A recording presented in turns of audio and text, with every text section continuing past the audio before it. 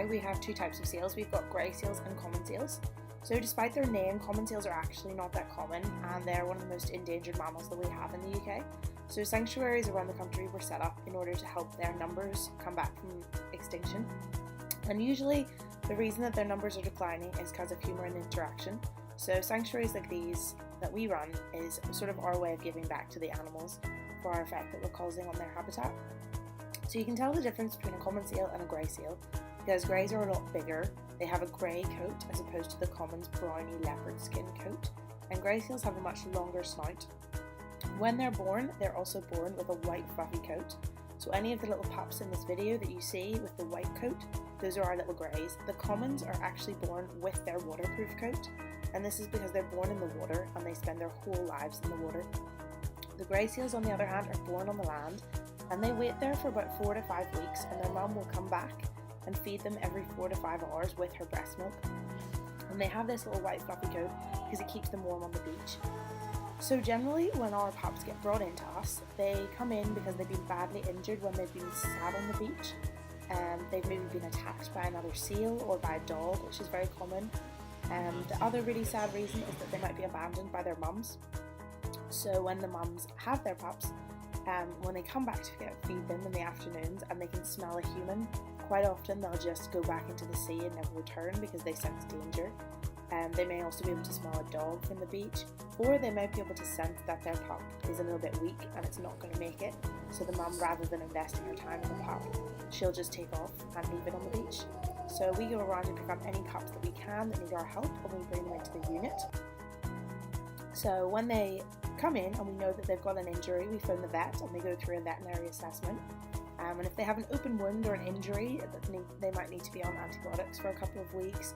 On top of this, they might need injectable fluids with special creams and sprays. So it's very hands-on. We're in 3, 4, 5 times a day, feeding them, taking the place of their mom, giving them all of the drugs that they need.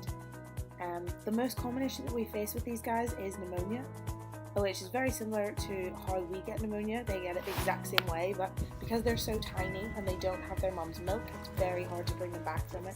So unfortunately, we do lose a lot of pups. And the main reason we lose them is because really nice people are walking on the beach and they find a pup and they want to help, and they think that they should put the pup back in the water. These little guys are not ready for the water, and when they are, they'll be in it. So please, if you're ever on the beach, that's our number one rule, is you never touch the animal.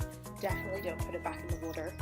But we go down and we try to pick up any pups that might have been mistakenly put back in, and we bring them in, and we can treat them for pneumonia. So once they're in and they're settled and they've got into their little pens, they have a heat lamp and a towel, and we have a little fake mum for each one can suckle on. And after that, they're basically part of the unit and they experience daily life as the rest of the seals that we have in.